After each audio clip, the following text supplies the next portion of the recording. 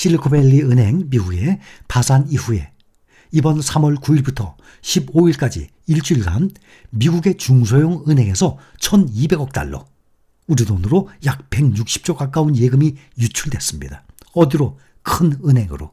누구든지 불안해할 것 아닙니까? 작은 은행에서 불안하니까. 이렇게 뱅크런 사태의 일부가 일어나서 큰 은행으로 돈을 옮겼습니다. 미국 연방준비제도 이 발표한 주간 상업은행 통계에 따르면 일주일 동안 1,200억 달러 유출은 역대 최대 규모라고 합니다. 160조 가까운 돈이. 이번에 실리콘밸리 은행의 이 급격한 파산으로 예금자들의 이 불안감이 커지면서 중소형 은행에서 대형 은행으로 예금을 옮기는 움직임이 확산된 것으로 보입니다.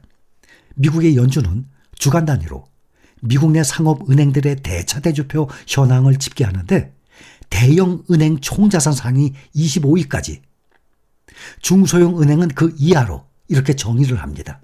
대형 은행은 총자산 상위 25위까지 대형 은행으로 봐요. 중소형 은행은 그 이하로 정의를 합니다. 중소형 은행의 예금 잔액은 전주 대비 2.2% 감소한 5조 4,559억 달러, 우리 돈으로 약 7,100조. 어마어마하죠? 대형 은행이 아니라 대형 은행은 경이에요. 몇 천조가 아니라 경단위입니다. 중소형 은행의 예금 잔액이 7,100조라고 합니다. 그런데 이 유출액이 1973년 이후, 그러면 50년 만이네요. 최대 규모입니다.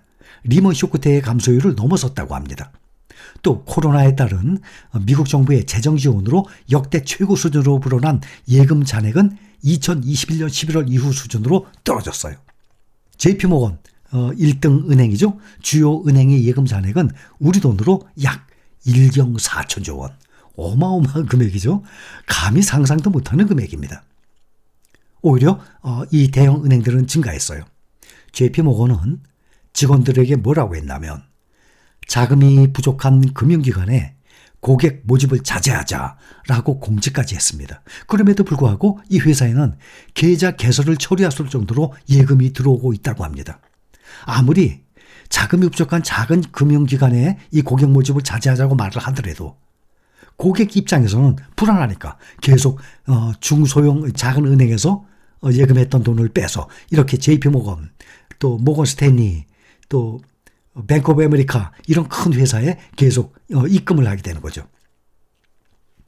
리서치 회사 모닝 컨설턴트가 약 2,180명을 대상으로 실시한 설문조사에 따르면 SVB 파산 이후에 미국 성인의 16%가 예금의 전부 또는 일부를 다른 금융기관으로 옮긴 것으로 나타났다고 합니다. 골드만삭스, JP모건, 시티은행 이런 대형은행 쪽으로 예금이 몰리고 있는 것이 뚜렷합니다. 미국의 은행주들도 오늘 새벽 미국 증시에 조금씩 하락 마감했습니다. JP모건 1%, 모건 스탠리 2%, 최근에 변동성이 컸던 퍼스트 리퍼블릭은 1%, 이 정도로 떨어졌어요. 크리스틴 라가르드 유럽 중앙은행 총재가 유로존 은행들은 회복 탄력성이 있고 탄탄한 자본과 유동성 덕분에 굳건하다라고 말을 했습니다. 그러면서 시장 안정에 나섰어요. 라가르드 총재는 이날 벨기에 브뤼셀에서 열린 유로 정상회의에 특별 참석을 해서 ECB는 필요시 금융 시스템의 유동성을 제공할 준비가 돼 있다라고 밝혔습니다. 유럽 은행권에 대한 우려가 커지니까 EU 정상들은 이날 회담 후에 성명에서 EU의 모 은행 부문은 강력한 자본과 유동성이 있기 때문에 유연하다라고 밝히기도 했습니다. 그리고 어제 연방준비은행 총재들 중에 대표적인 매파입니다. 제임스 블러드 세인트루이스 연방준비은행 총재. 뭐라고 얘기했냐면 연방기금의 목표 금리가 5.75% 범위로 올라갈 필요가 있다라고 언급을 했습니다. 지금 현재 0.25를 올려서 5%입니다. 지금 시장에서는 한 번 더 올려서 5.25%까지 올라가지 않을까라고 예상을 했는데 아무리 매파라지만 제임스 블러드가 요즘에 지금 유럽이고 미국이고 은행들이 작은 은행들이 흔들리고 있는 과정인데도 5.75%까지 올린다 그러면 정말 경기 침체는 무조건 올 것으로 예상을 합니다. 이것은 5.75 상당히 높은 수준입니다. 월가의 전문가들 예상대로 S&P 500 기준으로 지금 4,000으로 보고 3,300, 3,400, 3,500, 3,000까지 떨어진다 그러면 요즘에 월급 받는 대로 굳이 살 이유가 없죠. 그렇죠? 당연히 3,000까지 떨어질 거라면 그때까지 기다렸다가 매수하는 게 낫죠. 그러나 앞을 누가 알겠습니까?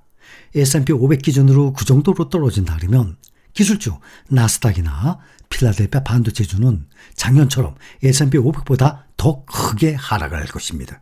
그러면 그만큼 떨어진 만큼 앞으로 언제 S&P 500 기준으로 3,500, 3,400, 3,000까지 떨어질지 모르겠지만 떨어지면 떨어지는 대로 저가 매수를 하는 것입니다. 그때는 똑같은 금액으로 더 많이 매수할 거 아닙니까?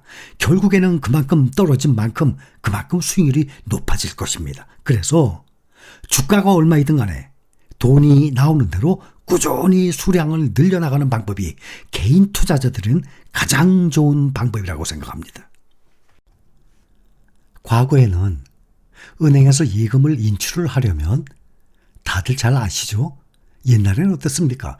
직접 은행에 방문을 해서 순서를 기다려서 예금을 인출을 했었습니다. 그런데 지금의 초고속 인터넷 시대 단 5분이면 인출이 가능합니다. 5분? 어떤 분들은 손만 빠르면은 5분도 아마 안 걸릴걸요? 한 3분이면은 인출이 가능합니다. 은행에 대한 신뢰도가 떨어지면 이렇게 순식간에 뱅크런 사태가 일어날 수 있는 시대에 우리는 살고 있습니다. 이번에 UBS의 크레디트 스위스 인수로 일단락되는 듯했던 이 유럽의 은행 위기론이 이번에는 독일 최대 은행 도이치방크로 옮겨 붙었어요. 미국과 유럽에서 대규모 시장 안정자금을 투입하고 있지만 투자자들의 불안이 여전합니다. 도이치방크의 주가는 어제 전날 종가보다 약 11% 가까이 하락했습니다. 코로나 팬데믹 초기였던 2020년 3월 주가가 18% 하락한 이래 3년여 만에 하루 하락폭으로는 최대치를 기록을 한 것입니다.